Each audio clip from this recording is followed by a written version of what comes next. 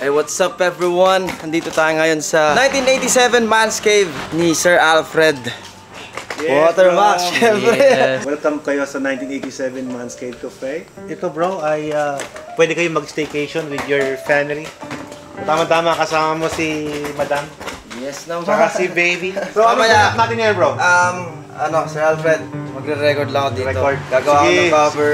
Sige. Gusto ko yan. So mamaya, makita rin natin yung ano ni Sir Alfred. Yung pinaka-ano niya talaga, pinaka-business niya na yung Watermax. Dapat ma-showcase mo dito yung paano natin napatayo itong ganito kaganda motor. Ngayon, gagawa muna ako ng cover and papakita ko sa inyo yung setup ko. Ganito lang yon.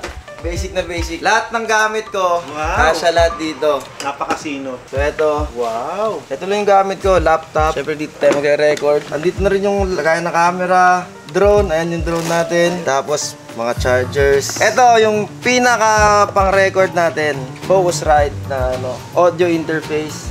Diba? Tapos ito yung gitara natin. Kakabili lang namin kahapon. Sulit na sulit. Tokyo.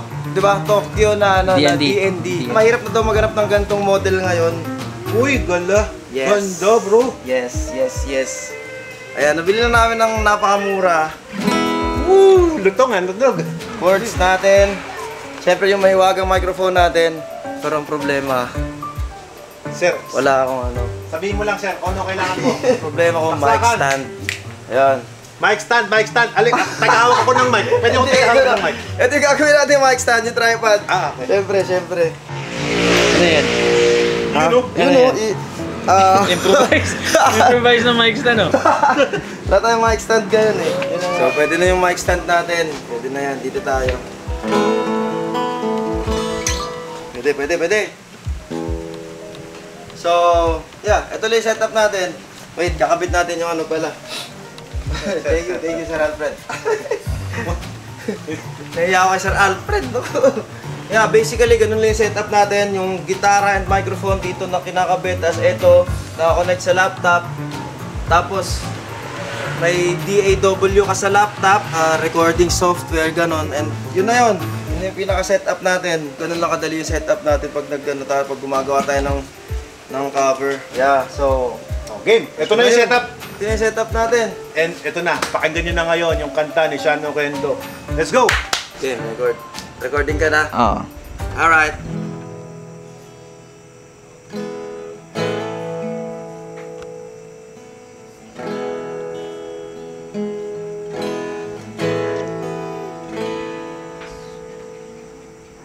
There were times when I'm lying in my bed, with my pillow and cry from this deep again, and my eyes are so.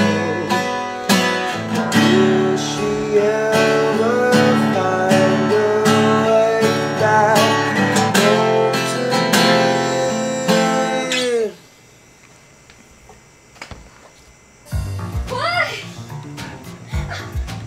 Hindi nakasaksak. Dito ba si Sir Alfred? Sa loob? Jim. Sige. Magtutour tayo dito sa garage ni Sir Alfred. Hello, sir. Ayun. Oy! Hello po. Yes, bro. Sup? Nagpapamacho si Sir Alfred. Naman tayo, dapat balansyado. Dapat balansi sa oras sa pamilya, oras sa negosyo, oras sa sarili. Sakto. Kaya naging inspirasyon ko to si Sir Alfred. Kung gusto mo makita six ako. Ito, sa'yo ko lang ipapakita, bro. Dito lang natin makikita sa vlog ko to. Yes, hirapan ko, hindi ko pinapakita sa vlog ko. Pero, dahil sa vlog mo, ipapakita ko to. Ready? Sige. You know. Ayan, anim yan. Ano ba? Legit ba yan? Legit yan! Gusto makita? Ngayon ako, marami kong followers eh. Dito nyo lang makikita to, yung apps ni Alfred Watermax. Oy! Pasilip lang, pasilip. Lalaki niya, no? Pwede na. Pwede. Hindi ko pinapakita sa vlog Coach ko ni Sir Alfred. Hello, sir. Gusto mo bang i-tour kita sa garage namin? Ito, lahat to. Ito yung regalo ko kay Mrs. Max. Yes. Whatever you see inside is my gift to my wife. So lahat ito ay limited edition Vespa. At nandito rin ang Vespa Armani Emporio na kung saan limited to. At 2,000 lang sa buong mundo ang wow. This is a pure Italian scooter. The Ferrari of the scooter. At yung isa naman na yun ay yung Vespa Elegante na tatlo lang sa Pilipinas ang dumating. Yan. Di ba, singer si Sean Oquendo? Oh, ito Yes. yung motor na dapat sa'yo, Justin Bieber. I will never say never. I will fight. Dito bro, kung macho yung motor mo, dapat macho rin yung gumagamit. Boss, Kapag may ginaganyan ko yan, nanonood ako ng motor. Uy, B4S. Nakita mo ngayon is a motorcycle. Meron pa tayong mga 4 wheels. Next time na yung mga Next followers time kasi. na yun, mauubos na yung oras mo sa vlog.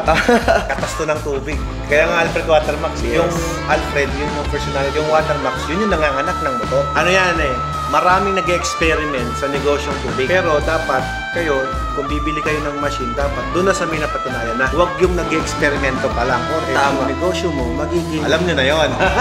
Subok. Number one. Number 1, Buyer. water refilling station manufacturer in the Philippines. Yun lang naman yung title ng Watermax. So, garantisado yan. Gusto nyo Dito ba ko na lang. malaman kung saan galing to? Ito yung nanganganak ng motor. Ito yung nakakatakot dito. Lahat ng tao na pumapasok dito, nagugulat talaga dito. So, hindi lang water station provider kami. Meron kaming ice machine. We have also laundry business from commercial to industry. Also, kalahating tonelada ng ice. Dito sa Watermax, kahit tubig alat, kaya namin maging potable drinking water. So, ibig sabihin sa mga lugar natin na mayroong problem sa tubig, tubig na maalat, maruming tubig, lahat ng klase ng tubig kaya natin linis. And if you have a restaurant, you must have this. Kasi ito yung pang restaurant, kayang luminis ng mga tubig na marumi. We also designed the machine na kahit tubig baha, kayang linis. May mga membrane system din siya sa loob, cabinet type para malinis lang. Hanggang doon may filter sa loob. So, ganyan lang kaliit yan. Ganyan kaliit, meron ka ng water station. Tapos dito sa Watermax bro, ang special dito, hindi lang yung machine na quality, but also yung pagiging customized ng tubig,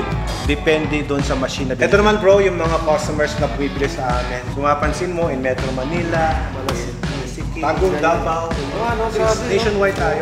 Ito yung proof na ano, this is a 1 week transaction. $500,000 to, 1 million na to, 2 million, 3 million. Pambili na ng big bike.